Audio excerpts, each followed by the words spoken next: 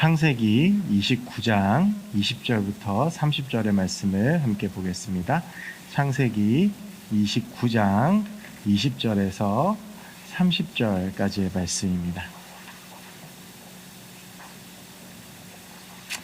우리 찾으셨으면 함께 봉독하겠습니다. 앞에 스크린에도 말씀이 나오니까 성경이 없으시거나 찾기 어려우신 분들은 앞에 스크린 보시면서 함께 읽으시면 되겠습니다. 우리 함께 읽습니다. 야곱이 라헬을 위하여 7년 동안 라반을 섬겼으나 그를 사랑하는 까닭에 7년을 며칠같이 여겼더라. 야곱이 라반에게 이르되 내 기한이 찼으니 내 아내를 내게 주소서. 내가 그에게 들어가겠나이다. 라반이 그곳 사람을 다 모아 잔치하고 저녁에 그의 딸 레아를 야곱에게로 데려가매 야곱이 그에게로 들어가니라. 라반이 또 그의 여종 실바를 그의 딸 레아에게 시녀로 주었더라. 야곱이 아침에 보니 레아라. 라반에게 이르되 외삼촌이 어찌하여 내게 이같이 행하셨나이까? 내가 라헬을 위하여 외삼촌을 섬기지 아니하였나이까? 외삼촌이 나를 속이심은 어찌 됨이니이까? 라반이 이르되 언니보다 아우를 먼저 주는 것은 우리 지방에 사지 아니하는 바이라. 이를 위하여 7일을 채우라. 우리가 그도 내게 주리니 내가 또 나를 7년 동안 섬길지니라. 야곱이 그대로 하여 그 7일을 채우매 라반이 딸 라헬도 그에게 아내로 주고 라반이 또 그의 여종 비라를 그의 딸 라헬에게 주어 시녀가 되게 하며 야곱이 또한 라헬에게로 들어갔고 그가 레아보다 라헬을 더 사랑하여 다시 7년 동안 라반을 섬겼더라. 아멘. 우리가 이제 성경을 읽어 가다 보면 저마다 이제 고백하고 또 저마다 발견하는 하나님이 있습니다. 아마 여러분들도 쭉 성경을 읽어 가시다 보면 성경 속에 나오시는 하나님에 대해서 나름대로의 고백과 또 나름대로의 발견과 묵상들이 있으실 거라고 생각하는데요.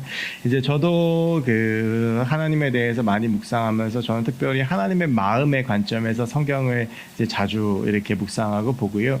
그러면서 제가 고백하는 뭐 여러 이제 고백들이 있지만 그 중에서 가장 하나님을 향한 큰 고백 중에 하나가 우리 하나님은 약한 자의 하나님, 부족한 자의 하나님이라고 하는 겁니다. 이제 성경에서 그 하나님께 선택받은 사람들의 모습을 보면 알 수가 있는데요. 하나님께 선택받은 사람들을 보면 대개는 부족하거나 연약한 사람들이 참 많이 있었습니다. 창세기 5장에 보면 노아가 나옵니다. 그 당대 유일한 의인으로 인정을 받았습니다. 의인은 없는데 하나도 없었지만 오직 노아만이 의인으로 인정을 받았고 그래서 하나님께서 그 노아에게 방주를 짓게 하십니다. 그래서 이 노아를 통해서 재창조가 일어나고 다시 세상이 새롭게 되어집니다. 얼마나 대단한 사람입니까? 이 땅에 많은 사람이 있었는데 유일하게 하나님께서 의인이라고 인정하셨던 사람. 그런데 그 노아가 그 인생의 마지막에 이런 모습을 보입니다. 술을 잔뜩 마시고 취해서 아들과 며느리들 앞에서 바지를 벗고 주사를 부리면서 추태를 부리는 장면이 나와요. 그래서 그러다 쓰러져서 그 아들들이 그 하체를 덮는 장면이 나옵니다. 어떻게 보면 굉장히 황당한 일이죠. 그 의인 중에 의인이라고 여겼던 노아가 말년에 보여줬던 모습은 너무나도 추한 모습이었습니다. 우리가 믿음의 조상이라고 하는 아브라함 역시도 뭐 여러 가지 믿음과 순종 그런 면들이 굉장히 훌륭한 사람이었지만 아브라함이 이런 일이 있습니다. 자신의 아내 사라가 아마 굉장히 미인이었던 것 같아요. 그래서 주변에서 탐내던 사람들이 있었습니다. 그래서 이제 그 왕인 아비멜렉도 이제 탐을 내고 그랬는데 그럴 때마다 이 아브라함이 이 사라를 내 누이 동생이라고 소개를 합니다. 그래서 실제로요 그냥 거짓말하고 모면한 게 아니라 자기 아내를 그 사람한테 이렇게 넘겨주고 자기는 자기 갈 길 갑니다. 그러다 하나님께서 나타나셔서 그 이제 아비멜렉의 꿈에 나타나서 그를 정리를 해주시는데 보면 굉장히 좀 백보도 약하고 그 아내도 지키지 못할 정도의 굉장히 약한 사람처럼 보이죠. 아시는 대로 모세는 살인자였습니다. 다윗은 아버지 이새조차도 사무엘이 이새의 집에 왕의 제목이 있다고 그래서 하나님께서 기름 부으라고 갔는데 왕이 이새 7 아들이 쭉 지나가요. 근데 하나님께서 오케이 사인을 안 보내세요. 그래서 사무엘이 좀 이상해서 이새한테 너희 집에 이 아들이 다냐? 그랬더니 이새가 아니 저기 우리 막내 아들이 그 양치고 있다라고 이야기를 하면 그를 데려오라라고 하는데, 이 말은 뭐냐면 아버지가 보기에도 이 자기의 막내 아들 다윗은요 왕으로서의 함량 미달이었다는 얘기입니다. 그러니까 이제 다 와가지고 왕의 제목을 보여주는데 아버지가 스스로 자체 검열해서 자기 막내 아들을 쏙 빼놓은 거예요. 그러니까 다윗이 그러니까 그때 객관적으로 보면 어떻습니까? 시골에서요 양치는 꼬마 목동이었습니다. 왕이 되기에는 참 부족한 사람이었죠. 예수님의 12제자들은 어떻습니까? 예수님의 12제자들 역시도 못 배우고 부족한 사람이었고, 그렇다고 신이나 우정이 있는 사람들도 아니었어요. 서로 누가 높은지에 대해서 서로 싸우고, 예수님 잡히시던 날 밤에 다 도망가고, 그리고 글씨도 제대로 못 써서, 글도 제대로 못 써서 예수님의 12제자라는 사람들이 신약 성경도 제대로 쓴 사람이 거의 없을 정도로, 뭐 마태하고 요한 정도, 그 정도만 이제 신약 성경을 제대로 썼다라고 할 수가 있죠. 사도 바울 역시도 정말 부족한 사람 중에 부족한 사람이 사도 바울입니다. 살인자였고 박해자였고, 이렇게 성경을 보면 하나님께서 선택하신 사람들을 봤을 때 와, 이 사람 정말 뭐로 보거나 선택할 만하다라고 부름받은, 이게 우리가 인정할 만한 사람이 많지가 않아요. 그게 어떻게 보면 또 이렇게 저는 성경을 읽으면서 참 위안이 되고 감사가 되고 희망이 되는 것이기도 합니다. 하나님께서 약한 자와 가난한 자와 부족한 자를 들어 쓰시는 그 하나님을 보면서 나한테도 희망이 있다, 이런 생각을 해요. 늘 목사로서 또 사역자로서 부족한 제 모습을 바라보면서 힘들고 지치다가도 그런 부족한 자의 하나님을 바라보면서 좀 힘이 납니다.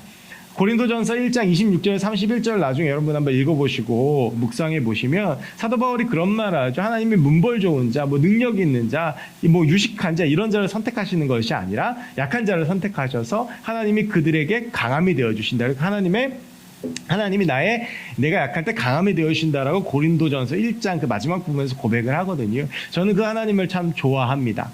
그리고 그 하나님이 제 안에 계셔서 참 다행이라고 생각하고, 그 하나님과 함께 살 수 있어서 참 감사합니다. 아마 여러분들도 그런 고백들이 있지 않으실까라고 생각을 하는데요. 그래서 이제 하나님께서 선택하신 사람이 부족하다라고 하는 전제로 이 성경의 인물들을 이렇게 쭉 보면 정말 그런 결격 사유들이 보입니다. 그런데 그러니까 이제 하나님이 선택한 사람들이 대부분 부족한 사람들이죠. 근데 그 중에서 진짜 이건 좀 아무리 누가 봐도 함량 미달인 것 같은 사람들이 있어요. 특히 인격적으로. 뭐 이렇게 조건이 좀 부족하거나 못 배웠거나 뭐 가진 게 없거나 뭐 이런 거면 모르겠는데 이 사람은 좀 인격적으로 상당히 그 좀 별로다. 그리고 하나님께 부름받은 외에도 인격적으로 별로다. 라고 하는 사람이 제 개인적으로는 구약에 하면 신약에 한 명 있습니다. 신약에는 누구일 것 같습니까? 신약에는 제가 이렇게 이야기하는 인격적으로 상당한 결함이 있다고 느껴지는 사람이 누구일 것 같습니까? 누굴까요?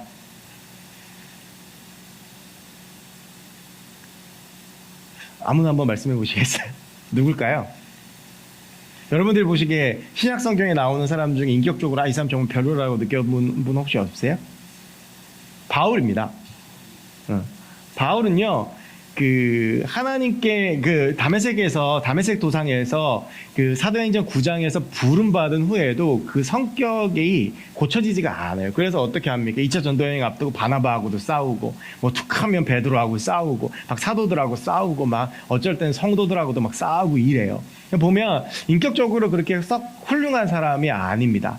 그래서 좀 의문을 퀘스천 마크 앞은 그 열정이나 뭐 실력은 인정하지만, 하나님께서 그것들을 다 사용하셨지만, 그리고 구약 성경에서 진짜 좀 이 사람은 함량미달이라고 느껴지는 사람이 한 명이 있는데, 그 사람이 오늘 본문의 주인공이 야곱입니다. 이 야곱은 그 야곱이라고 하는 이름 자체가 속이는 자라고 하는 뜻이에요. 그래서 이게 우리말로 하면 사기꾼이라는 겁니다. 그러니까 이름이 사기꾼이에요. 근데 이제 야곱이 성경에서 보여준 행태를 보면 이 사람이 썩 그렇게, 이 창세기가 4명의 족장의 이야기거든요. 아브라함, 이삭, 야곱, 요셉. 이 4대에 걸친 이야기인데, 아브라함과 이삭의 뒤를 이어서 야곱이 이제 이 족장으로 이제 족장이 되고요. 그리고 나서 이제 아시겠지만 예수님의 족보상에서 굉장히 윗부분에 있는, 그러니까 예수님의 가문이라고 볼 수가 있죠. 야곱을 통해서 요셉이 태어나고 이스라엘 12지파가 세워지는, 어떻게 보면 이스라엘의 역사의 시작의 근원이 이 야곱에게 있다라고도 볼 수 있습니다. 실제로 약복강가에서 하나님께서 이 야곱의 이름 이스라엘로 바꿔주시잖아요. 그런데 이 야곱이 성경에서 보여지는 모습을 보면 상당히 인격적으로 부족한 모습들이 많습니다. 일단 야곱의 젊은 시절을 지금 볼 텐데 노년을 보면, 여러분 요셉이 결국에는 형들에게 버림받고 팔리게 된 이유가 크게 두 가지인데, 하나는 요셉이요 눈치가 없어서 그래요. 그래서 아버지 야곱이 편애를 하는데 막 그거 자랑하고 뭐 이 꿈을 꿨다 저 꿈을 꿨다, 형들이 막 나한테 절했다 막 이래가지고 형들한테 이제 시기 질투 받아서 버림받는데, 그 배경에는 이전엔 뭐가 있습니까? 야곱의 편애가 있어요. 왜냐하면 오늘 이야기하겠지만 야곱은요 라헬의 자식이었어요. 야곱에게 4명의 아내가 있었는데 그 중에서 야곱이 유일하게 정말 사랑했던 여인이 라헬이었습니다. 그리고 그 라헬에겐 자녀가 둘이 있었는데 하나가 야곱이고 하나가 베냐민이었어요. 그래서 이 야곱은 요셉과 베냐민이었어요. 그러니까 이 야곱은 이 요셉과 베냐민을 굉장히 편애했어요. 그래갖고 나중에 창세 뒷부분에 보면 요셉에게만 막 색동적으로 옷을 입히고 이런 게 나와요. 여러분 형제 중에서 형제가 제일 그 부모님한테 당하는 서러운 게 뭡니까? 편애예요. 그러니까 이제 이 야곱이 요셉을 일방적으로 편애하면서 결국 형들의 질투심에 불을 붙였고, 거기다가 요셉까지도 겸손하지 못한 모습을 보이면서 결국 버림받게 되거든요. 이게 야곱의 말년에 있었던 일이에요. 야곱의 젊었을 때 일을 보면 여러분 잘 아시는 겁니다. 야곱이 형 에서를 팥죽 한 그릇에 속여먹고 장자권을 빼앗아 가요. 근데 여러분이 장자권이 뭐 얼마나 대단한 거냐라고 생각하실 수 있겠지만, 이 장자권이라는 말을 우리에게 좀 익숙한 표현으로 바꾸면 상속권입니다. 그러니까 이 장자권을 갖는다라는 건 뭐냐 하면 아버지에게 모든 권리와 모든 재산을 다 받는다라는 이야기예요. 여러분 그래서 나중에 보시면 야곱이 외삼촌 라반의 집에서 20년 동안을 노예처럼 살다가 가나안으로 돌아갑니다. 그리고 나서 에서가 이제 그 야곱을 맞아주고 같이 이렇게 지내다가 이삭이 죽어요. 근데 이삭이 죽고 나서 그 다음에 무슨 장면이 나오냐면 에서의 족보가 쭉 나오고요. 그 에서에 대해서 성경에서 정리를 합니다. 그리고 에서가 사라져요. 무슨 말이냐 하면 분명히 가나안이라고 하는 곳이 그 아브라함과 이삭 때를 거쳐서 에서와 야곱이 살던 곳인데, 아버지 이삭이 죽으니까 이 땅에 대한 모든 권리를 누가 갖는 것이냐 하면 야곱이 갖는 거예요. 이게 야곱이 장자권을 받았기 때문에 그래요. 그러니까 에서가 아무리 먼저 태어난 사람이어도 장자권을 야곱에게 넘겨줬기 때문에 아버지가 죽은 사후에 재산이나 어떤 토지에 대해서 권리를 주장할 수가 없는 거예요. 그래서 일정목의 재산을 조금 띄어받고 그곳을 떠났어야만 했습니다. 이게 지금 장자권이 넘어간 엄청난 사건이에요. 그러니까 우리가 뭐 그깟 장자권 좀 넘기는 게 뭐 대수냐라고 여길지 모르겠지만, 결국엔 에서는 이 장자권을 넘긴 이유 때문에 아버지의 집을 떠났어야 됐고, 그래서 에서는 이방 땅에 가서 이방인의 족장으로 살아야 됐던 거예요. 근데 에서는 이거를요 팥죽 한 그릇에 팔아 먹은 거예요. 얼마나 멍청하고 아둔합니까? 그런데 우리가 에서를 그렇게 생각할지 모르겠지만, 근데 사실은 이 사건의 본질을 보면 야곱이 정말 치밀하고 치졸하고 치사해요. 이 야곱은요, 이렇게 에서는 성향 자체가 사냥을 좋아했어요. 그러니까 아버지가 좋아했어요. 근데 야곱은 성향이 어땠냐면 부엌에서 엄마 일 도와주는 걸 좋아했어요. 그러니까 엄마 리브가가 좋아했어요. 그래서 엄마 리브가는 마음속에 무슨 생각이 있었냐 하면 야곱이 장자가 됐으면 좋겠다라는 생각이 있었어요. 그래서 이 리브가하고 야곱이 둘이 짭니다. 둘이 짜가지고 눈이 어두운 아버지 이삭을 속여요. 그래서 마치 에서인 것처럼 하고 형 에서에게는 팥죽 한 그릇과 장자권을 바꾸는 트레이드를 하고요. 그리고 아버지 이삭에게 들어가서 막 가슴에다가 양털 붙이고 목소리 바꾸고, 그리고 엄마가 해준 음식 가지고 들어가서 자기가 마치 잡은 고기를 음식한 것처럼 해서 형 에서인 것처럼 속여서 장자권을 안수받습니다. 이런 과정들을 보면 야곱이라는 사람이 참 별로예요. 그러니까 굉장히 치사한 방법으로 형을 속였는데, 근데 야곱이 그런데요 그렇게 하고도 배보도 없었어요. 그래서 형 에서가 난리치니까 어떻게 합니까? 도망간 거예요. 뭐 맞서거나 내가 뭐 이랬다 이게 아니고, 형 에서가 너 잡아주겠다니까 무서워서 그 외삼촌 라반의 집으로 먼 길을 도망을 갑니다. 이게 야곱이에요. 참 좀 거시기하죠. 그러니까 별로 이렇게 좀 보면 이렇게 정감 가는 캐릭터나 뭔가 좀 이렇게 괜찮은 사람이 아니에요.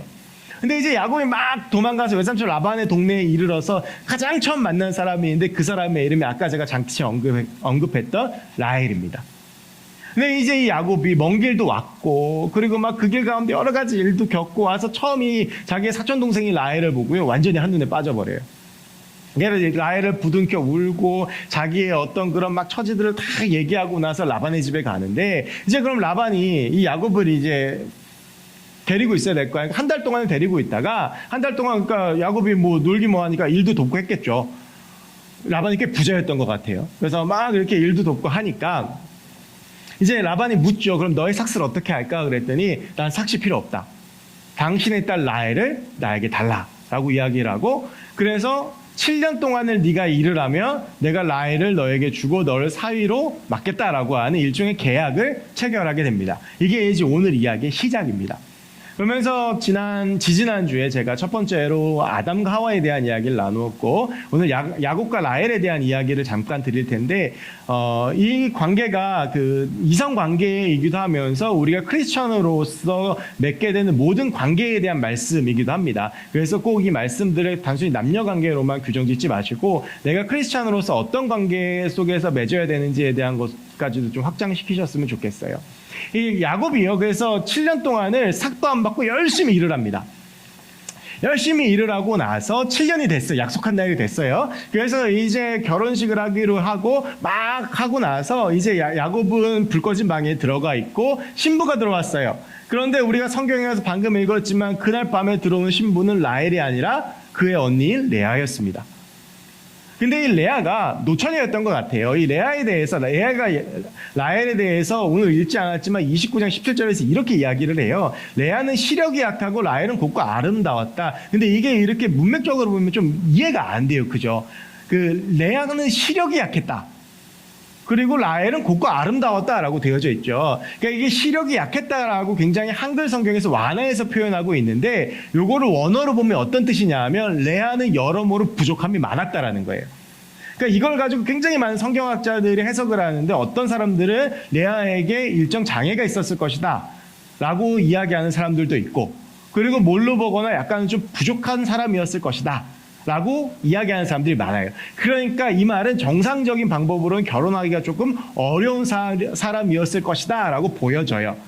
그리고 라헬은 그에 반면 굉장히 곱고 아름다웠다. 그래서 화장품 이름 중에도 라헬이라고 있잖아요. 그게 이제 여기 성경에서 나오는 건데, 그래서 이제 야곱은 마음속에 라헬밖에 없었던 거예요. 그러니까 외삼촌 라반은, 이 라반이요, 야곱보다 한 수 위에요. 야곱이 남을 굉장히 잘 속이는 것 같지만, 그래서 이제 레아를 이제 그날 뭐 결혼식을 이렇게 우리처럼 이렇게 하는 게 아니고, 이렇게 결혼한다고 이렇게 하고 그 잔치를 베푼 다음에 남편 먼저 들어가 있으면 아내가 그 다음 들어가는 거예요. 불 꺼놓고 아무것도 안 보이죠. 전기불도 없고. 그래서 같이 동침을 했는데 눈 떠보니까 다음날 아침에 레아였던 거예요.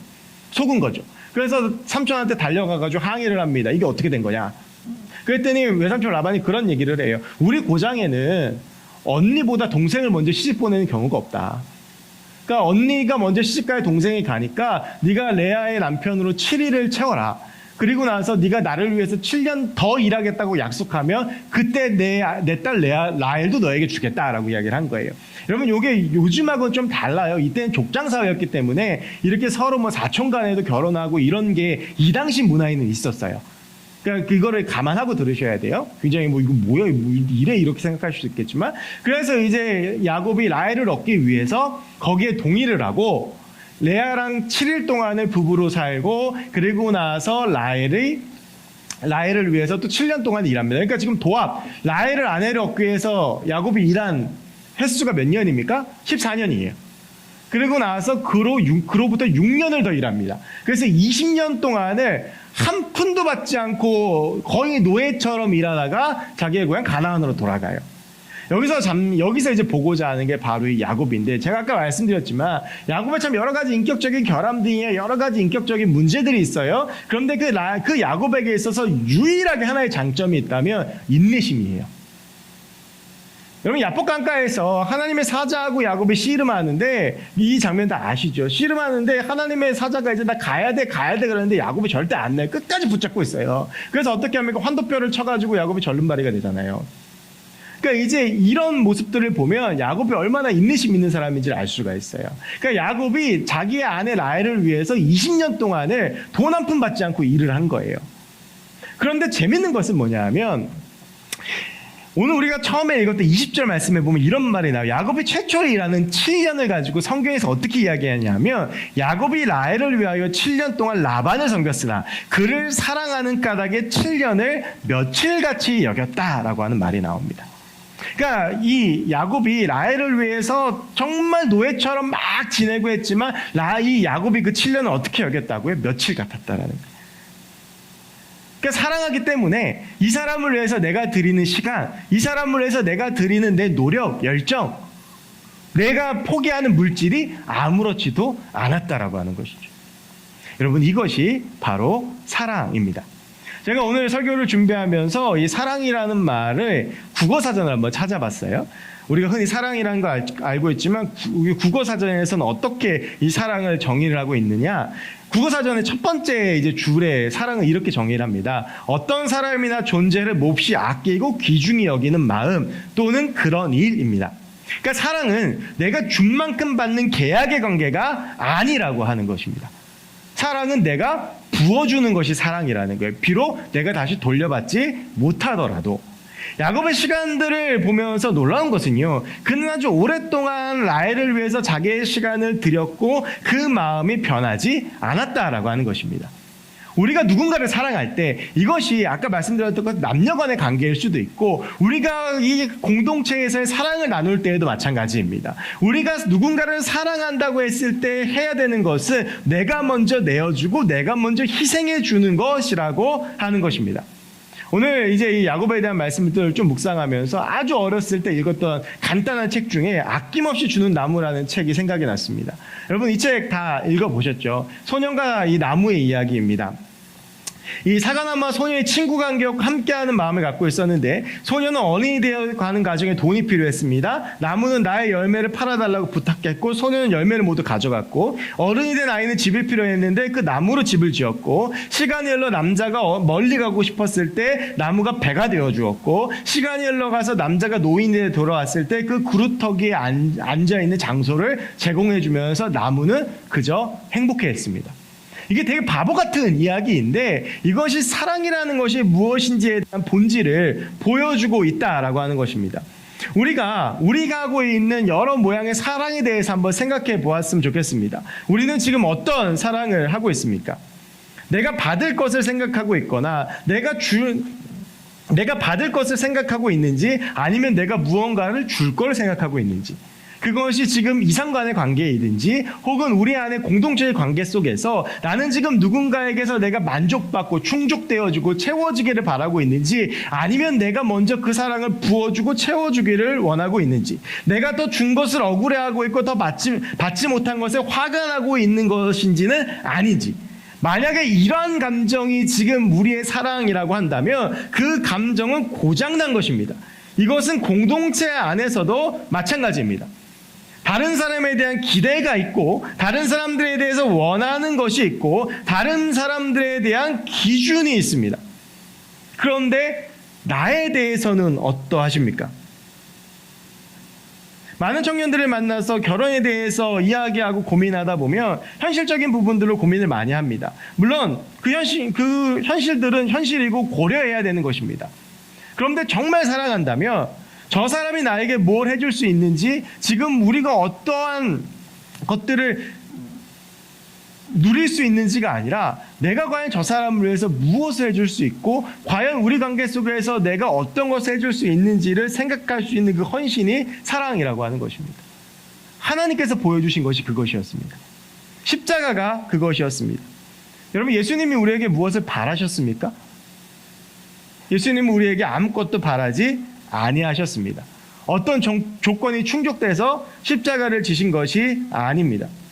오히려 사람들이 외면하고 손가락질하고 못 박아도 예수님은 기꺼이 십자가를 지셨고 그 사람을 위해서 기도하셨습니다. 여러분 이것이 사랑입니다. 물론 이렇게 사랑하기가 참 어렵습니다. 그래서 우리에게 필요한 것이 두 가지가 있는데 하나가 기도이고 하나가 의지적인 노력입니다. 여러분 먼저 여러분들이 사랑하는 사람, 사랑해야 되는 사람을 위해서 기도하시기 바랍니다. 내가 사랑하는 사람을 위해서 해줄 수 있는 가장 좋은 것 기도입니다.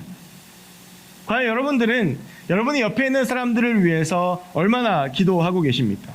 이성관계에서도 공동체 안에서도 마찬가지입니다. 우리는 그 사람을 위해서 기도해 주는 사람이 되어야 합니다. 힘들어하는 것을 보면서 여러분 우리가 되게 지나가면서 아무렇지도 않게 하는 말이 있습니다. 좀 힘들어 보이거나 힘든 이야기를 하거나 그러면 기도할게. 기도하십니까?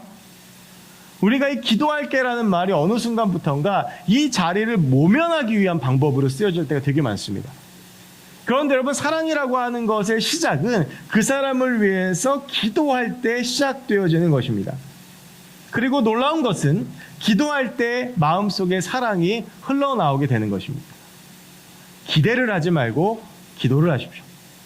고민하지 말고 그 사람을 위해서 기도하시기 바랍니다. 그리고 또 한 가지는 의지적으로 노력해야 됩니다. 감정적으로가 아니라 의지적으로 노력하는 것입니다. 의지적으로 내가 먼저 섬기고 내가 먼저 희생하고 내가 먼저 헌신하려고 하고 내가 더 힘든 일 어려운 일 미루지 말고 내가 하려고 하고 내가 더 낮아지고 내가 더 섬기기 위해서 노력하는 것입니다. 사랑해 주기를 기다리지 말고 내가 먼저 사랑을 표현하는 것이고 그러면서 그 벽을 허물어 가는 것입니다. 이게 정말 어렵습니다. 왜냐하면 사람은 감정의 지배를 받기 때문입니다. 근데 그 감정의 지배를 벗어나서 내가 뭔가 마음에 결심한 대로 노력을 해야 우리의 관계 속에 막혀있던 담이 허물어지는 것입니다. 제가 며칠 전에 저희 아내한테 좀 서운한 일이 있었습니다. 뭐 말할 수 없지만 말을 하면 제가 되게 치졸해지기 때문에 진짜 별거 아닌 문제였어요. 근데 마음속에 그럴 때 제가 갑자기 너무 서운한 거예요. 그래가지고 그날 출근할 때 얼굴도 안 보고 출근을 했습니다. 너무 마음속에 너무 서운한 거예요. 근데 이제 이게 어떻게 할까 고민을 했어요. 이걸 갖고 싸울까 얘기를 할까 뭐 할까 고민을 하다가 계속 고민하다가 이 설교를 썼거든요. 그래서 그래 그럼 의지적으로 노력하자. 그래가지고 일부러 집에 가서 웃고요. 일부러 말 걸고 제가 막 손이 불편해도 쓰레기도 버리고 막 그랬어요.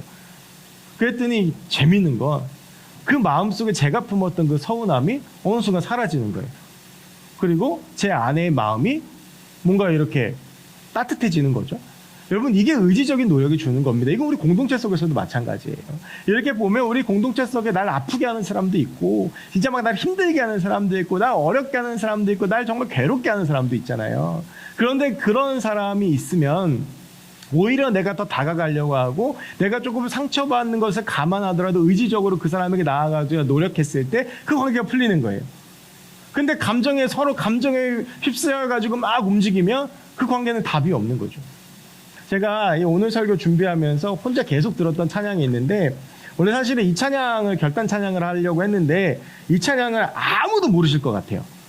되게 오래된 찬양이거든요. 근데 여러분 혹시 나중에 기회가 되시면 이 찬양을 꼭 멜론이나 뭐 이런데 음원 사이트에 찾아서 한번 들어보셔요. 이 찬양이 저하고 제 아내가 아주 오래전입니다. 아이들도 낳기 전에 지하철을 타고 진짜 결혼식장을 갔다 오는데 그날 대판 싸웠어요.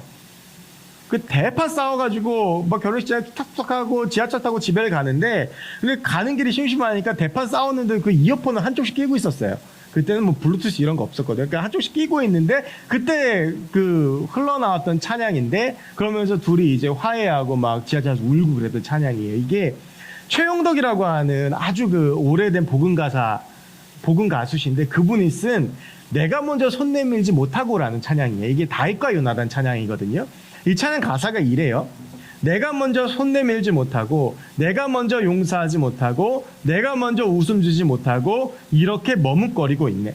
그가 먼저 손 내밀기 원했고 그가 먼저 용서하기 원했고 그가 먼저 웃음 주길 원했네. 나는 어찌된 사람인가. 내가 먼저 섬겨주지 못하고 내가 먼저 이해하지 못하고 내가 먼저 높여주지 못하고 이렇게 고집 부리고 있네. 그가 먼저 섬겨주길 원했고 그가 먼저 이해하길 원했고 그가 먼저 높여주길 원했네. 나는 어찌된 사람인가. 오 추악한 나의 욕심이여 오 서글픈 나의 자존심이여 왜 나의 입은 사랑을 말하면서 왜 나의 마음은 화해를 말하면서 왜 내가 먼저 져줄 수 없는가. 왜 내가 먼저 손해볼 수 없는가. 오늘 나는 주님 앞에서 몸둘 바 모르고 이렇게 흐느끼며 서 있네. 어찌할 수 없는 이 마음을 주님께 맡긴 채로. 여러분 우리가 먼저 손 내밀어야 하고 우리가 먼저 용서해야 하고 우리가 먼저 섬겨야 하고 이해해야 된다는 걸 머리로는 알고 있습니다. 그런데 그것이 참 쉽지가 않습니다. 근데 우리가 머리로만 알고 있는 그것이 나의 삶으로 나타날 때 그 관계가 변하고 우리의 공동체가 변한다고 저는 믿습니다. 여러분, 야곱이 라헬을 위해 헌신했던 그 마음을 한번 기억해 보시고 우리도 먼저 사랑을 위해 헌신하는 마음을 품고자 기도하시기 바랍니다. 그리고 내 옆에 있는 사람들을 위해서 기도하고 먼저 헌신하려고 하십시오. 물론 이것이 쉬운 작업이 아닙니다. 여러분, 야곱이 이렇게 라헬을 위해서 헌신하면서 라헬을 얻었는데 재밌는 건 뭔지 아세요? 창세기 30장 1절부터 2절까지 뭐가 나오냐 하면 야곱과 라헬의 부부싸움이 나옵니다. 예, 하나님이요, 레아가 좀 불쌍하셨던 것 같아요. 그래서 레아에게는 자녀를 주셨는데 라헬에게는 자녀를 안 주셨어요. 그러니까 예전에는 그 자녀를 못 갖는 게 굉장히 그 스트레스였거든요. 그러니까 라헬이 이걸 가지고 남편한테 계속 푸념을 하는 거예요. 나 자녀 낳게 해달라. 왜 나는 자녀 못 낳냐 그랬더니 야곱이 거기서 열받아가지고 뭐라고 그러냐 하면, 야, 내가 하나님이냐? 하나님한테 얘기해, 왜 나한테 그래? 그러면서 둘이 대판 싸워요. 여러분, 이게요, 사람은 늘 감정이 휘둘릴 수밖에 없어요. 그러니까 이제 우리가 누구하고 싸우고 이러는 게 어떻게 보면 사람하고 사람이기 때문에 자연스러운 일입니다. 그러니까 잘 싸우는 것도 중요하고 갈등을 잘 풀어가는 것도 중요한데, 그러기 위해서 우리가 먼저 해야 될 것은 여러 가지 그런 갈등과 감정의 소용돌이 속에 있지만, 그럼에도 넘어져도 우리가 절대 잊지 않으려고 노력해야 될 것은 우리가 먼저 기도해야 된다는 것이고, 그리고 내가 의지적으로 노력해야 된다는 것이에요. 여러분, 사랑은 노력 없이는 이루어지지 않습니다. 그것이 남녀간의 사랑도 마찬가지고 공동체의 사랑에서도 마찬가지입니다. 우리가 먼저 감정에 휩쓸리는 사랑이 아니라 의지적으로 그 사람을 사랑하려고 애쓰고, 그래, 내가 먼저 섬겨줘야지, 내가 먼저 손 내밀어야지, 내가 먼저 화해해야지, 내가 먼저 저 사람을 위해서 희생해야지, 이런 마음을 품고 의지적으로 노력하면 그 관계 속에서 하나님의 역사가 일어나고 그 관계 가운데 작은 하나님의 나라가 임한다고 저는 믿습니다. 왜냐하면 예수님께서 그렇게 하셨기 때문에 우리가 예수님을 따라가면 그 예수님의 역사가 우리의 삶 가운데 나타나게 되는 것입니다. 여러분, 지금 여러분이 이 말씀을 들으셨을 때 생각나는 사람이 있으실 겁니다. 내 남자친구일 수도 있고, 내 여자친구일 수도 있고, 내 남편일 수도 있고, 내 아내일 수도 있고, 그리고 뭐 우리 공동체 안에 어떤 사람일 수도 있고. 여러분, 그런 사람들이 먼저 생각난다면 기도하시고 여러분들이 의지적으로 그 사람에게 먼저 희생하고 섬기려고 하는 노력을 한번 해보십시오. 어쩌면 처음에요, 야곱이 라헬을 위해서 7년이 며칠처럼 여겼지만 그렇게 안 될 수도 있습니다. 정말 힘들고 괴로울지도 모르겠지만 그렇게 우리가 먼저 희생하고 먼저 섬기고 할 때 하나님이 그 가운데 도와주시고 분명 그 관계를 주장해 주실 거라는 믿음이 제 안에 있습니다. 그러다가 너무 힘들면요, 아까 제가 추천해드렸던 찬양 오늘 나는 한번 들어보십시오. 그 찬양 되게 오래된 찬양인데 저는 이 다윗과 요나단의 감성을 굉장히 좋아하거든요. 이게 이게 풀어내듯이 쭉 이렇게 이 찬양의 가사를 이렇게 하는 걸 들어보면 이게 제가 자주 쓰는 방법인데, 아내하고 뭐 이렇게 갈등이 생겨서 막 화가 나고 열받고 그러면 제가 이 찬양을 주로 들어요. 이 찬양 혼자 들으면서 혼자 기도하고, 내가 먼저 섬겨야지, 이렇게 의지적으로 노력하려고 그 마음을 다지는데, 여러분들도 먼저 예수님처럼 손 내밀고 예수님처럼 희생하고 섬기는 삶, 정말 힘들지만 그렇게 우리가 살아갈 때 저 사람이 먼저 해주길 바라는 것이 아니라 내가 먼저 그렇게 할 때 우리의 관계 속에 작은 하나님의 나라가 임하게 될 줄로 믿습니다. 여러분, 오늘부터 기도하시고 의지적으로 노력하시고, 그래서 어떤 관계 속에서든지 내가 먼저 예수님을 따라서 희생하고 섬기는 삶을 살기 위해서 애쓰고, 그래서 정말 그 관계 속에 하나님의 나라를 만들어가기 위해서 애쓰는 우리 모두가 되었으면 좋겠습니다. 우리 같이 이 시간 찬양하고 기도했으면 좋겠는데요. 우리 지난주에 했던 찬양인데 예수 닮기를 우리 찬양하면서 정말 제가 방금 말씀드린 기도와 의지적인 노력, 되게 쉬워 보이는데 이거 굉장히 어려운 일입니다. 우리가 주님 닮지 않으면, 우리 안에 주의 마음이 없으면, 우리가 예수님의 마음이 없으면 정말 어려운 일인데요. 우리 시간 같이 함께 내가 정말 예수님 닮기를 간절히 원하며, 그래서 그런 예수님의 사랑이 내 안에 가득 채우기를 원하며 이 시간 우리가 같이 함께 기도하고 나아갔으면 좋겠습니다. 우리 함께 예수 닮기를 찬양하시겠습니다.